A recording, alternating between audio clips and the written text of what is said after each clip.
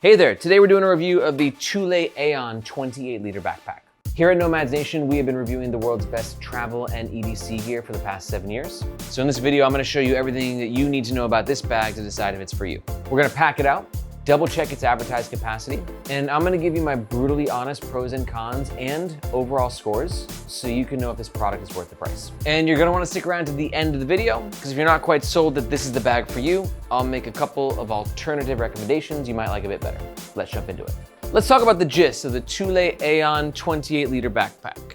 And I'm really excited about this review, guys, because this is the first Thule review we've ever done on this channel. And I read and personally respond to as many comments as I can, and this is easily the most recommended brand that we haven't reviewed yet. And the reason we've gotten so many requests is that Thule is freaking huge. They're a Swedish brand, making some killer EDC and travel gear. And this bag in particular is kind of their flagship. Let me tell you why by going through some of the top features. We've got an aesthetic that's pretty urban with a little sprinkle of tactical in it, in my opinion. We've got a seam right down the middle of the front, but there's no zipper there, just external lash points. We've got a quick access admin compartment, one side handle, and one water bottle holder. But then here's where things get interesting. This bad boy can expand from 28 to 32 liters, and that's kind of like getting you into travel mode. So you've also got this back clamshell-style opening with a plastic divider right here. And the whole gist of this bag is it can kind of do both, right? You're getting the EDC, then you can expand, and you got some travel features as well. Honestly, I'm not gonna lie, I was pretty impressed with this bag when I was testing it, but it's not perfect. It's got some quirks. We'll talk about those in a second, but first, let's do a volume test. So remember, this is advertised at 28 liters that can expand to 32, but here at Nomads Nation, we always double check those things. As you can see, we got the main compartment fully packed out. A couple of notes, we're currently unexpanded, and we're not packing out this front pocket, because as you can see, there's not really any volume there now that the main compartment is fully packed out. Quick dimensions check. We got a height of 20 inches, a width of 11 inches, and an unexpanded depth of 8 inches. So as you can see here, we're at 5, 10, 15, 20, just under 25 liters capacity, which if you add the water bottle pocket and a little bit of space you might get in the front admin, I think that's unexpanded 28 liters. We're close, it's a tight 28 liters though. Now let's check with the bag expanded. All right, expanded, fully packed out. Just double checking the depth. Now we're at just, let's call it 10.5 inches. You can see right here, 5, 10, 15, 20, 25, just under 30 liters. So again, if you take the bottle pocket and the front admin compartment, 32 liters capacity expanded seems accurate, but it's a tight 32 liters. Thule claims this bag weighs 2.8 pounds. I'm getting 2.65 pounds on scale number 1 and just under 2.6 pounds on scale number 2. As of recording, this bag comes in 3 color options. This is the Aion when it's empty, and this is the Aion when it's fully packed out and worn on the Nomads Nation team. All Thule products are protected by a 2-year warranty, and you can extend that warranty by 3 more years if you register the product. But I will admit, I haven't heard much about how well Thule actually honors that warranty. And for all that, this bag runs around 150 to 200 USD, depending on where you get it. The best deal that I found recently was on Amazon, but you also might want to check Thule's official website. And on that note, if you're thinking about making a purchase, we do recommend using the first link in the description below. Reason being, that link makes sure that you get the best price, and we oftentimes have discount codes. But that link also helps support the Nomads Nation YouTube channel and team, so we can keep making the best gear reviews on the web. Thank you very much. Okay, let's talk about the front of the Thule Aion backpack. We always kick this section off by talking about the aesthetic. I think this is a mostly urban look. But like I said, I think there's also a slight hint of tactical aesthetic to it. Maybe that's just because of the desert tan vibes that I'm getting. But I have to admit, I think the bag looks quite smart. And one thing contributing to that is the fabric that Thule is using. This is a waxed P600 polyester canvas. Now, I'm not sure what that exact fabric is, but let me kind of break it down for you. Wax means there's some sort of face on the fabric, some sort of finish that provides extra weather resistance. Polyester is one of the best lightweight fabrics for backpacks. Canvas is usually made out of cotton, so it could be like a polyester cotton blend. And 600D is the denier, and that's just how thick the actual fabric is. 600D is the perfect sweet spot, in my opinion, of giving you a bit of lightweightness, but also the proper amount of abrasion resistance as well. That's all a bunch of long-winded ways of saying, I really like this fabric. I think it looks great and it's gonna perform exceptionally well. And because it's polyester and has a waxed finish, it should do very well against the rain. Granted, this bag is not gonna be waterproof, but definitely quite water resistant. Thule's branding though, I'm not as stoked about that. A little on the loud side for me. Let's talk about this thing, 'cause this is fascinating. Reviewed a lot of bags, never quite seen something like this before. In essence, it's a handle. And it's not a handle you're gonna want to like carry your bag around in briefcase mode with, but it just gives you an extra point of leverage, particularly helpful when you're traveling. This is a phenomenal carry-on bag, right? It's that perfect sweet spot, great for a weekend trip. And when you just put it in the bin overhead or possibly underneath the seat in front of you, just gives you another point to grab, bring the bag closer, do whatever you want with it. This handle is awesome. And also kind of adds to that tactical vibe a little bit. It's a functional addition, but it definitely communicates, I'm a dude who's prepared. Now, I was really expecting there to be a zippered compartment in here. There is none. We just got external lash points, and it's just in this part of the seam. So it's not like it's lined with a bunch of them, but if you like to carry things externally on your bag, this is your spot to do so. Now let's talk about the front admin pocket. First of all, how do we get in there? What zippers have we been graced with? YKK is perfect, exactly what I would expect at this price point. And should be noted that these are non-PU coated zippers.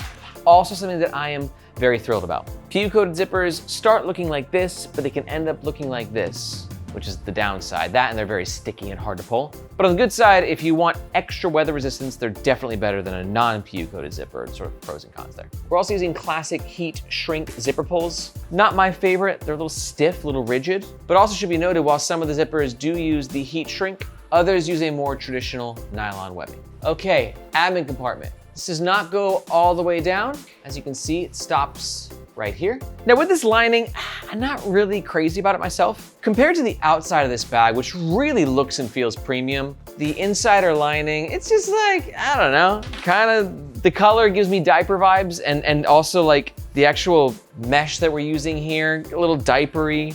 We've got these kind of cheesy like recycled logos on there. The binding looks a little cheap at the top. It's just not the nicest presentation. Won't mess with the functionality of the bag, but sometimes at the price point, we just want the bag to feel and look amazing. I'm gonna pop my over-the-ear headphones in this sleeve at the back. Wallet, you put your keys on the key leash, portable battery, and the zippered mesh pocket here could be a good spot for your shades. For me, this compartment totally works. It just doesn't feel like it was given as much love as some of the other parts of the bag were given. Okay, next up, let's get into the meat and potatoes and talk about the middle of the Thule Aion 28-liter backpack. And if you're wondering, why are you saying it like that, dude? It's Thule, it's not. I looked it up, it's Thule, all right? Verified. I wanna make all the Swedes happy out there. One side, we got a side handle, just basic nylon webbing with a little bit of padding in there. Not much, but honestly, on a 28-liter backpack, it more than gets the job done. We've got some pretty serious bar tack stitching at the top and the bottom. Feels very secure. I don't think this handle is gonna pop off anytime soon. Now on the other side, we got a water bottle holder, and I really like this water bottle holder, and I'll show you exactly why when the bag is fully packed out in just a second. Now, this is a bag that gives you 2 access points into the main compartment. We've got sort of this half moon zipper right here at the top, which as you can see, stops at this seam, and just gives you a northern access point. Then alternatively, you got the back clamshell opening here. And then when you want to open the expansion, that's done at the front. So let's pack it out. For a lot of people, you're gonna use the bag as a 28-liter EDC. So you can throw a couple tech pouches in there. You got your umbrella, throw your sweater at the top. 28 liters for me is way too big for an EDC. I'm rocking a 17-liter right now currently. But if you do carry a lot more gear, this could make a great argument for like an end game bag, right? Where you're 28 liters in EDC mode, and then when you gotta travel, take that weekend trip, 32 liters has got your back. Let's talk laptop protection real fast, guys. This is my 17-inch Asus Levobook, and you can see this fits in the laptop sleeve with a bit of room to spare. There's no real false bottom on this laptop sleeve, but there's a decent amount of padding at the bottom, not a lot, but you got a couple layers. There's definitely some foam down there. I'll say this is not the greatest laptop backpack because of that. But on the flip side, the actual tech compartment, very well padded. We got a nice ventilated mesh here. You know, we have to keep in mind the price point. I bought this for 150 USD on Amazon. That's not the most premium price point in the world of bags, right? Like we're nowhere near Toomey. And we're still not even like, you know, Bellroy and Air territory. This is like that half a step below. And you can feel that just in the materials. This mesh, you know, it's all right. It gets the job done. Thule has showed a bit of bag wizardry here. They know what they're doing. They've given this pocket some extra volume, which tells you that they're OG bag makers, just little decisions like that. It shows that they really know what they're doing. Let's throw a hard drive in there and an adapter. 13.5-inch tablet, also very nice fit. And that's how we're EDCing, guys. And this clamshell opening on the back, these zips are chunky.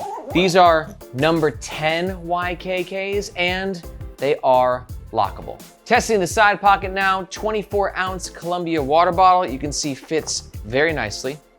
And I like this water bottle holder for a few reasons. Primarily we have this elastic fabric right here, just giving the pocket the expansion it needs to accommodate the water bottle of your dreams. Which, will it be a 1-liter Yeti? It absolutely will. And you can see we've added this pleat right here, which just gives the bottom a bit more volume. Again, these are small little backpack design hacks that the best brands implement just to give you a little more space where you need it. But one thing I'm surprised that doesn't exist on this side pocket is anywhere to secure your water bottle to. There's no D-ring, no Hypalon attachment points, which is not the end of the world. Actually, it doesn't bother me at all. But I know that some people get a little rambunctious when you're out and about with the water bottle in the water bottle pocket. You just want somewhere to clip it into place. That is not an option on this bag. But you know, I guess you could get a carabiner and actually clip it to the elastic itself. So I take that back. You could do that, but typically you'll find something at the northern part of the water bottle.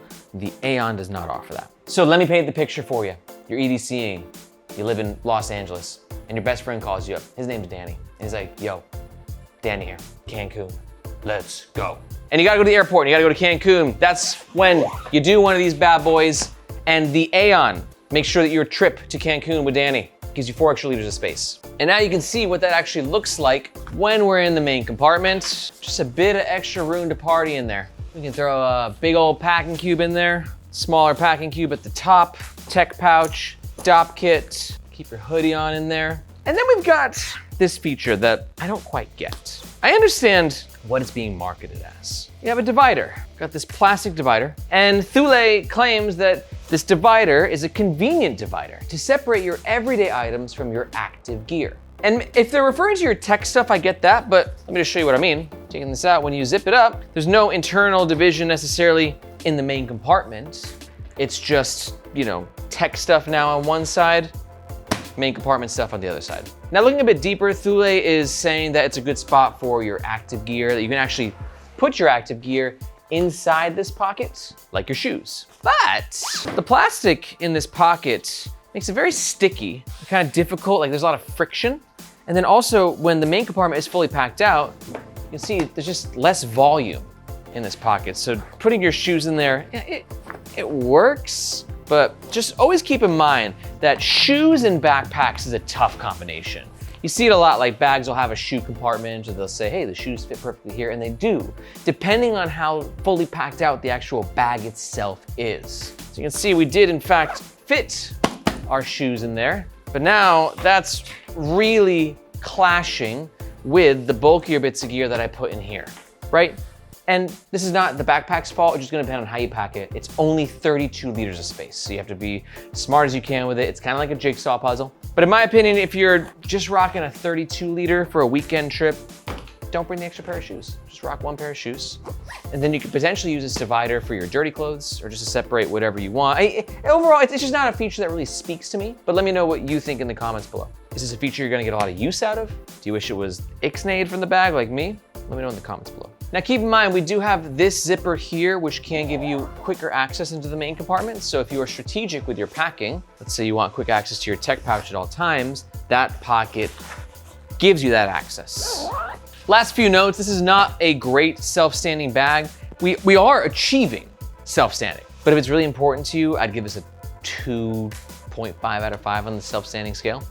It's gonna really depend on how you pack the bag out, especially at its foundation. Now let's do a quick personal item compliance check. This is 18 by 14 by 8 in inches for all our US flyers out there. This is definitely not gonna fit due to its depth when the bag is expanded.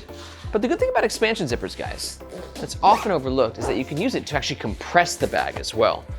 So if you want to try and hit those dimensions, that zipper gives you a little extra shot, but that does put a lot of stress on the zipper, so also keep that in mind. Moment of truth, doesn't look like it's gonna happen. We're slightly over on the depth, but keep in mind, carry-on and personal item compliance totally depends on what airline you're flying with. Now, before we jump into the next section and talk about probably one of the most important things about any bag, the comfort and the whole bag in general, I gotta tell you that if you're enjoying this review, you might be a bit of a bag nerd or maybe even a gearhead. At the very least, you clearly like EDC and traveling. And if that's the case, welcome again to Nomads Nation, but also you should definitely consider checking out the Nomads Nation newsletter. Because here on our YouTube channel, we focus on reviews, but in our newsletter, we focus on industry trends, newest releases, limited edition drops, the coolest events and products, plus discount codes and giveaways. So if you just really like this whole intersection of the world of travel and EDC and gear and bags, you're gonna wanna sign up to the Nomads Nation newsletter. I guarantee you there is nothing else like it in the world. I'm very proud of it, and you can sign up by finding this globe emoji in the description below. Hope to see you in your inbox. Moving on, let's talk about the back of the Thule Aion 28-liter backpack. This top handle, guys, it is great and not great, depending on what you value in a top handle. It's not gonna be a really great like holding handle. Typically, a beefier travel bag's gonna have a beefier handle right here, and Thule could have done it. There is real estate to put this top handle, but they said no, we're not going to. They gave us the hook handle. And the hook handle is great for hooking, right? Especially on those airport bathrooms, when you're traveling to new locations. Not a deal breaker for me, but I know a lot of travelers, and I read the comments, I know a lot of people who love bags are gonna be really disappointed about the lack of a top handle right there. We've also got a semi-hidden back zippered pocket right here. Ideal for your wallet, passport, documents, boarding pass. Goes down to about yay depth. Typically on a lot of modern travel bags, we're seeing pockets like this, but they're on the side, therefore you can swing the bag around and easily unzip to grab what you need. This though, a bit different of implementation. You're gonna get that extra storage space and security, but not the access. Now, if you wanna pair the Thule with a suitcase, you can do so with this right here, our luggage pass-through holder, and it does allow you to keep your bag upright and vertical, but this one's very tight. Bag's fully packed out and it's difficult to get in there, but I think we just gotta crack it in a little bit. We've got some decent stitching here, some fabric to help with reinforcement. Just a little bit tighter than I like, as it does require a little extra maneuvering to get it on the actual handle, especially when the bag is packed to the brim. It's pulling on it a little bit harder than I prefer. It's actually, I don't love this luggage pass-through holder. We're really getting a lot of stress and tension on this part of the bag.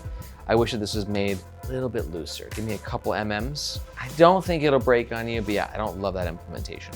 Some notes on comfort. I found this to be an averagely comfortable bag, but it also depends on what you prefer in comfort. It's gonna come down to the back panel and the shoulder straps. Now for the back panel, I like the padding. We got a bit of ventilation, as you can see as well, but the mesh that we're using is a bit on the scratchier side. Not my favorite. It's got a coarseness to it, which means if you're rocking a tank top, your shoulders are gonna get abrased. I don't know if that's the right verb, but you get what I'm saying. And if you're wearing very sensitive clothing, particularly like merino wool, this might cut through it after not too long. But on the flip side, this has so much grip to it. And a lot of people don't like it when they wear a bag and it's always sliding off their shoulder. So this is gonna give you that little extra stickiness, that little extra grip, especially for those winter jackets, you know, like that smooth down jacket. This will actually stay on those. But for the shoulder strap, it's just a little hard for my taste. I'm cool with the width. We got 2 3/4 inches for that width, but the depth is where I think we could have improved. And yeah, we're just under 1 cm. So, you know, it's not ideal for me. But it's not just the depth, it is the actual material. It's just hard. It's got a strong, burly kind of a feel to it, which some people like. For me, not my cup of tea. So with the comfort and with comfort scores in general, just keep in mind, it's gonna depend person to person. But one thing that shouldn't depend from person to person is the belief that dangles should not exist on backpacks. You can see right here, Thule has got our back as we have web holders at the bottom of these shoulder straps with this nylon webbing here and on the sternum strap. I'm also really jazzed up that this bag does have a sternum strap, providing extra comfort as it helps redistribute the weight from your lower back to your upper chest.